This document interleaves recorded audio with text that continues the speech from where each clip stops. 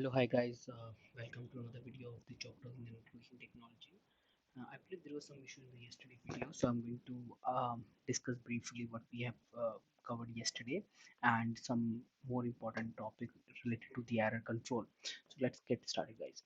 So yesterday we talked about mainly the layer 4 transport, right? The main issue that any network engineer is facing the today's on the troubleshooting is like the application engineer say, hey, this is not my issue. Network engineer say, hey, this is not my issue, but the issue is maybe on the transport layer. Now, who is responsible for this wonderful OSI layer to troubleshoot?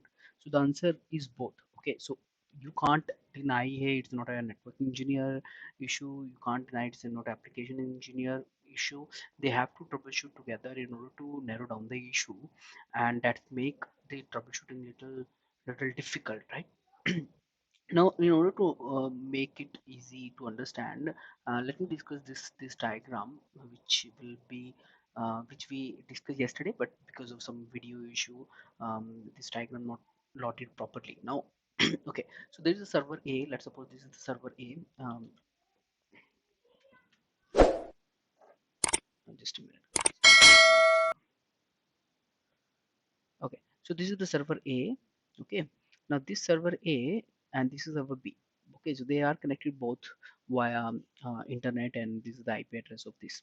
Now the server has one application that is running here. Okay, so this application number one is running here. Now this application is generating a document here. Now maybe this server is running another application, application number two, right? So maybe that is generating another document. Now how server knows that the data which is coming from, let's suppose, B needs to deliver to application 2 or application 1 with the help of something called port number. Okay, so port number, every application or every process will have one application. So meaning this application, I will say, hey, your port number is this one, and this, hey, your application or your port number is this one.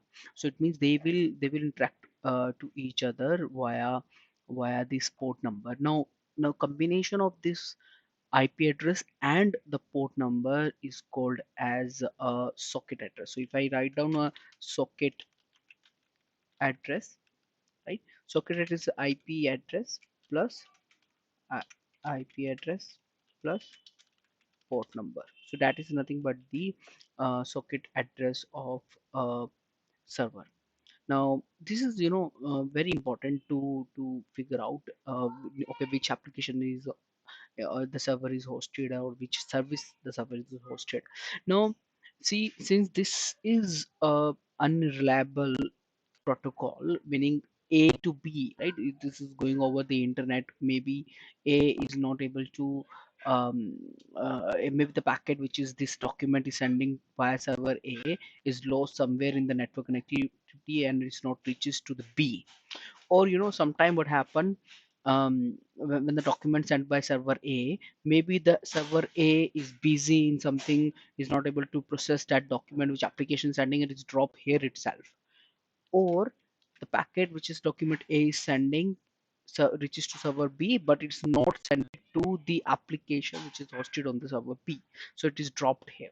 So you see now, you there are many component where the packet can be dropped. It can be dropped between the document or the application to the server memory here, right? Or between the server to server here, or between server to the application here. Now you need a different mechanism or different protocol in order to make it reliable. Now to discuss this, I have a one very interesting diagram which I want to share with you guys. Is like this one. Okay, so this will clear your doubt. Is like sender. Okay, so the sender is nothing but the application layer who's sending some data to the transport layer. Now the transport layer has two function. One is received the data from the application layer, right, and produce the data and send it to the receiver here. Other is one is receive the data from the producer, which is sender, and convert into something called the segments. Now who will convert this? The transport layer will convert this. Now remember this, no, this error control, right? Meaning the packet can be lost in anywhere. It can be, hey, application layer is sending the packet, right? The application layer send the packet. Maybe it's here the buffer, right? This buffer is getting filled very quickly. Now this consumer has to send to the producer, hey, slow down. My buffer is getting filled. Or or the, okay, so this when the producer sends some document, it convert into the network segment. Now this producer has to send it to the consumer here. Now this can be lost anywhere in the network, right? So there should be some error control mechanism. Hey, I have received one document, two document. Okay, you're sending me two document, one and two. Okay, so the receiver will say, hey, I have received one document correctly. Now the second document, I have not received it. Now you should also know, okay, there is a second document coming in the path, right? So there are some challenges which we need to resolve. Now in order to resolve those challenges, there are two mechanisms which we will discuss in detail.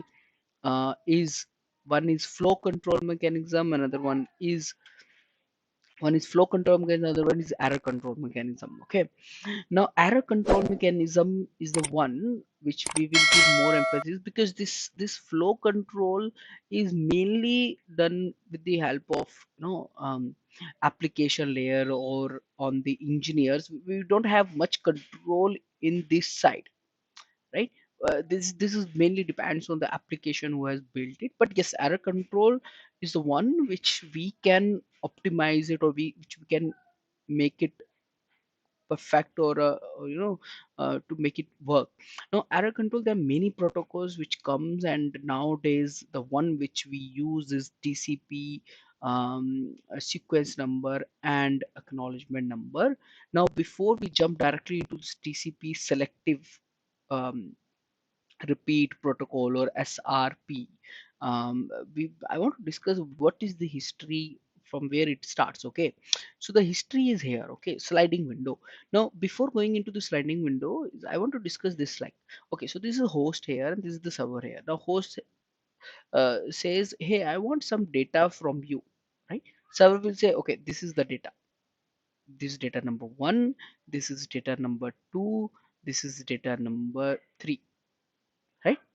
But this host has a memory size of only, let's suppose, 1 and 2, because if it is server sending, let's suppose, 3 packets, but it can host only 1 and 2.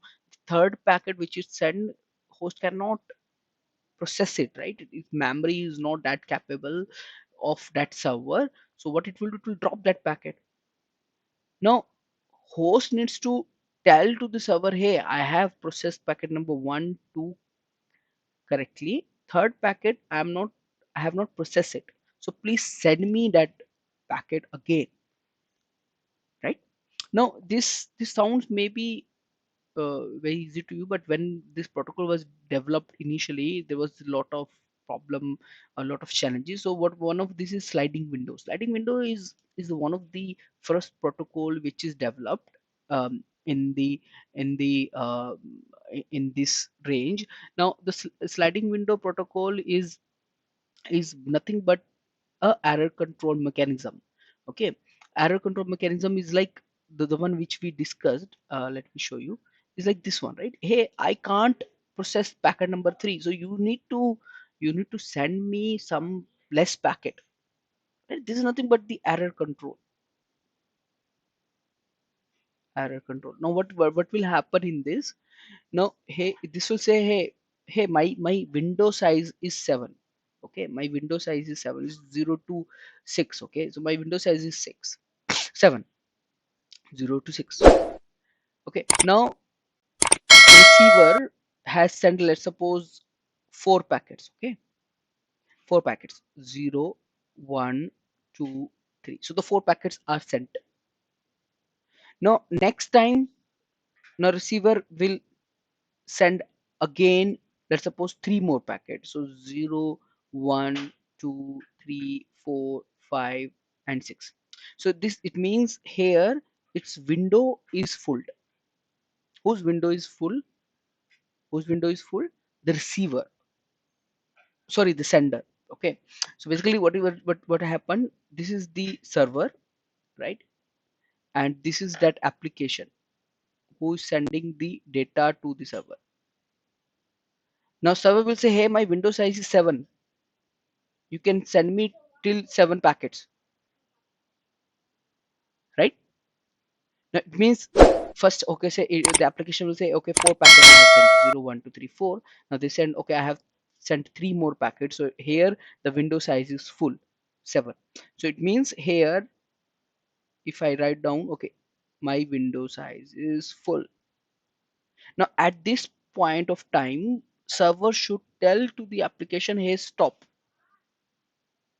I can't process more packet. Now where it will come, it will come in the flow control. Remember, there's a diagram which I discussed here, right? So meaning this 7 packet is sent here. Now this will send, hey, my buffer size is full, I can't process more packet, and you need to stop, right?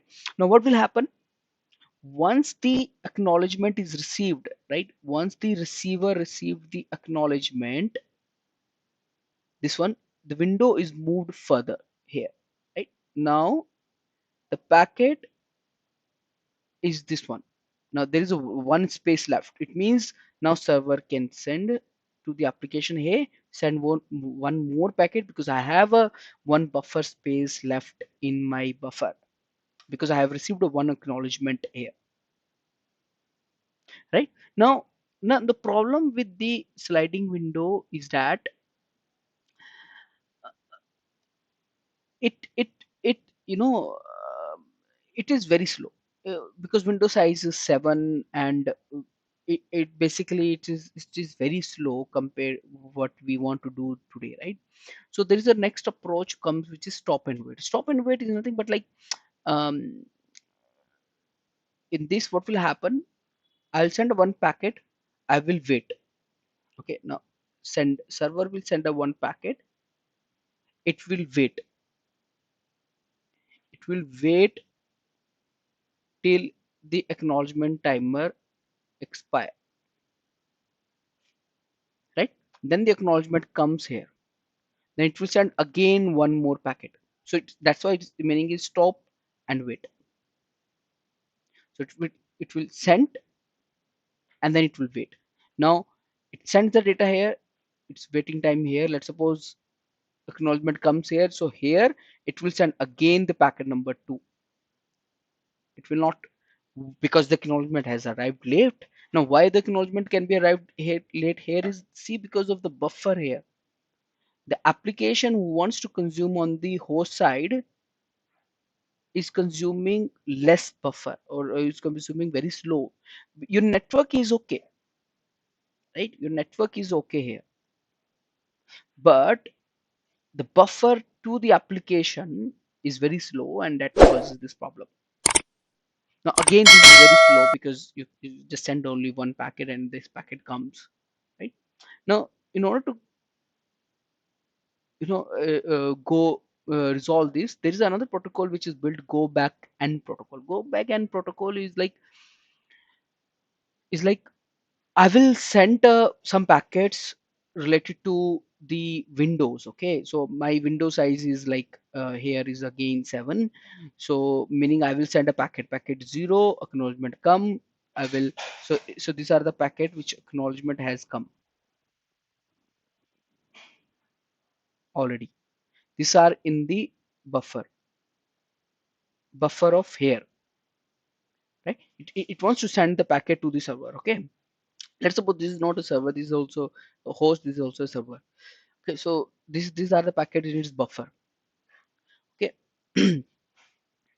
now this are, so there are packets 0 1 2 3 4 5 6. It means I have sent 7 packets. This window meaning these are, but I need to keep in my buffer, right? I need to keep in my buffer, sending buffer, so that I send it to the server,